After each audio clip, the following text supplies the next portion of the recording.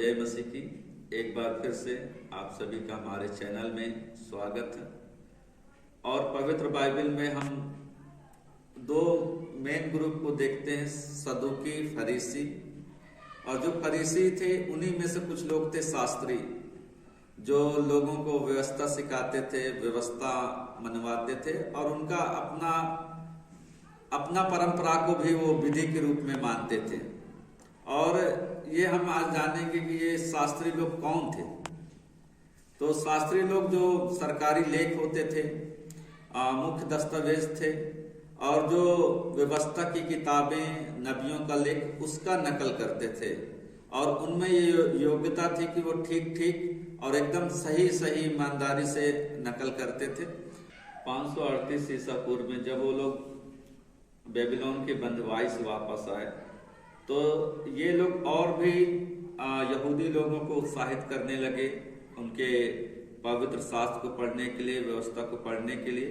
और लोगों की भी उत्सुकता बढ़ गई थी और बहुत ज्यादा जो व्यवस्था की प्रतियां हैं उसकी डिमांड बढ़ गया था। तो इसलिए ये शास्त्रियों का काम भी बढ़ गया था, क्योंकि इन्हीं लोग का काम था कि वो लोग पवित्र शास्त्र का अच्छे से उसका लेखन करें, उसका कॉपी बनाएं। और इसीलिए लोग शास्त्री लोगों का सम्मान करने लगे। यद्यपि हम जानते हैं कि यहूदियों का जो इजरायलियों का शिक्षक थे वो याजक लोग ही थे, फिर भी लोग जो आम लोग थे वो लोग याजक को ना बुला करके ये शास्त्री लोग को बुला करके उनके व्यवस्था का व्याख्यान सुनते थे या उनसे व्यवस्था की बातें सुनते थे।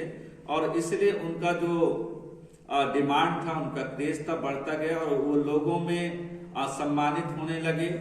वो लोग आराधनालय में, मंदिर में उपदेश देने लगे, लोगों को सिखाने लगे। और यहाँ तक कि उन्होंने जो उनके शिष्य थे, उनके अनुयायी थे, उनके लिए धार्मिक स्कूलें खोला, उन्हें सिखाया और उन्होंने प्रचार प्रसार के लिए आगे भेजा।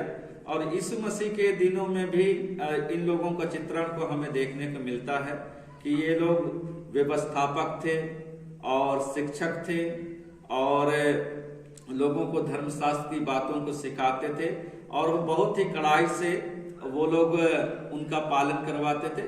और खुद भी इनका जो पूर्वजों से इन्हें जो परंपरा मिली थी उनका वो पालन करते थे और दूसरों को भी बहुत ही कड़ाई से पालन करवाते थे। और जब 70 AD में पवित्र मंदिर को ढा दिया गया तो वहां हम देखते हैं कि याजकों का काम कुछ रह नहीं गया, क्योंकि उनका जो भी बलिदान होता था वो सब मंदिर में होता था और वो याजक वर्ग का काम समाप्त हो गया। लेकिन ये जो शास्त्री लोग थे ये लोग लोगों को शिक्षा देते रहे। और सन 200 ईस्वी में अब वो लोग शास्त्री के जगह रब्बी नाम से जाने लगे और लोगों को सिखाते रहे। आज भी हैं, आज भी यहूदियों के जो धर्म गुरु हैं वो याजक तो नहीं हैं, लेकिन ये शास्त्री लोग जिन्हें अब रब्बी कहा जाता है।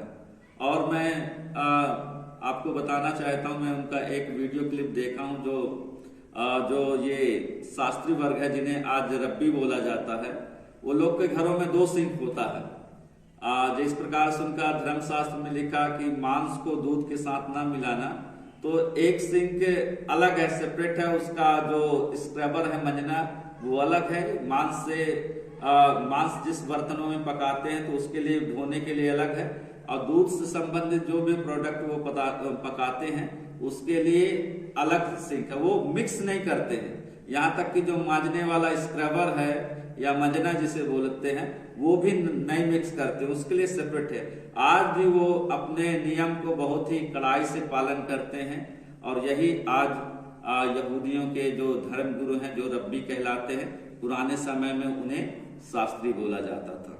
और जानकारी के लिए आप कमेंट करें ताकि मैं उस पर वीडियो बनाऊं और आप तक पहुंचाऊं। सुनने के लिए आप सभी को धन्यवाद।